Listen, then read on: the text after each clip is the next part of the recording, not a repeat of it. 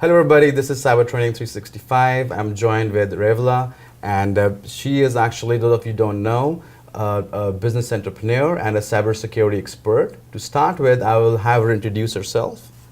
Hi everybody, my name is Ravila White and I'm a local information security professional in the Seattle area.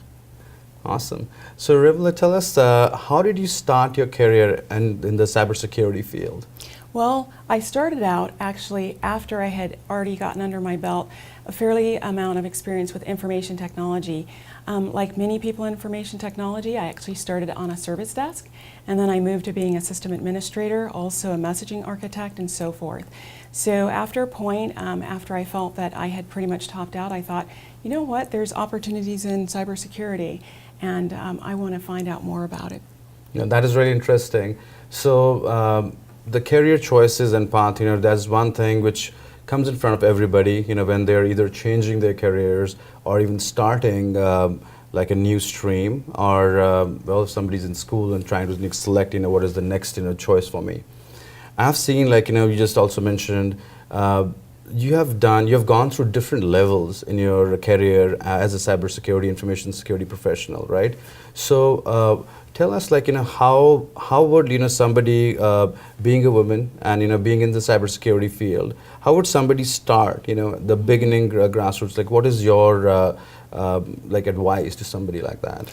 Well, my advice is that make sure that you have a good portfolio of mentors. And so, some people might laugh at that. You think, gee, a portfolio of mentors. And it sounds like exactly what that is. So you need to have your go-to people who have already been there and done that. And I think something that's also really important as a part of that portfolio is that you need to have both men and women.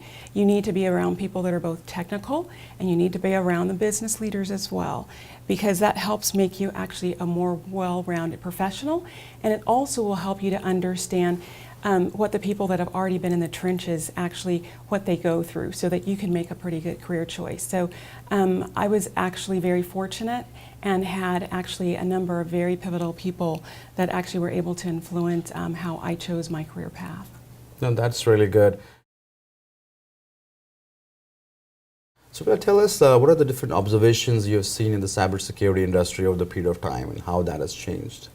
Well, the biggest thing that I've observed since I came on board is when I started my true cybersecurity career, that was roughly in 1999 and 2000, and it was still more militaristic then, because that's what cybersecurity is based on. It's based on the military, and anybody that's watching this that already has a career knows that it was based on pretty much the Rainbow Book series.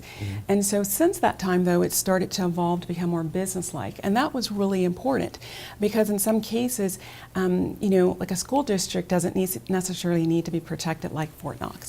That's just not the case, or the Treasury. So we've had to basically mature our industry, cybersecurity or information security. We've had to learn, where we can pull back. We've had to learn to be more pragmatic, and we've also had to learn how to take the military part out of it, because again, we have to basically provide recommendations according to the appropriate audience. So that's the biggest change that I would see. I would also say that depending on the organization, they've also made a shift with regards to who they choose to actually be their cybersecurity leaders. So in some cases, some companies, they still want someone that has that hardcore military background, but in other cases, they're looking for business professionals. Why? Because they have to run teams. They have to run teams, they have to incentivize employees, they have to know how to grow them. And if it's just defense, then that can actually drop off. So they're looking for people that also have that emotional intelligence. No, that's really good, because business acumen paired with, industry cybersecurity knowledge is, I think, so the recipe for success in today's day and age. Absolutely. Yeah. So what is your advice to women out there, especially who are looking at a cybersecurity as a career? Well, my advice is this. So first of all, if you are looking into certifications, there's a website called gocertify.net. I tell pretty much everybody to go to this website. It has all of the certifications you could possibly want cataloged, and it's very neutral. Okay, so it's not being promoted by any specific vendor or any organization. And based on their write-ups, you can make a choice as to which certifications you want to pursue. As I mentioned before, initially my certifications were very technical, even my SAN certifications. And then I started shifting more to those that were more soft skill, more analytical, more on the business side. And then I began to diversify and say, you know what, like for instance, I have a CISA, right? So I'm a certified information systems auditor as well. I needed to understand how auditors also look at an environment. And then I also took a look at TOGAF. I'm not certified in TOGAF, but I've been through the training. So go out to gocertify.net. And then the other change that there has been is that there is now much more curriculum in higher education with regards to cybersecurity, and in most cases they also include business training. Okay, so there's the business side of it, and then there's also the security side of it. So take advantage of those higher education opportunities, and that's a good way to actually round out your career. No, well, thank you for that insight.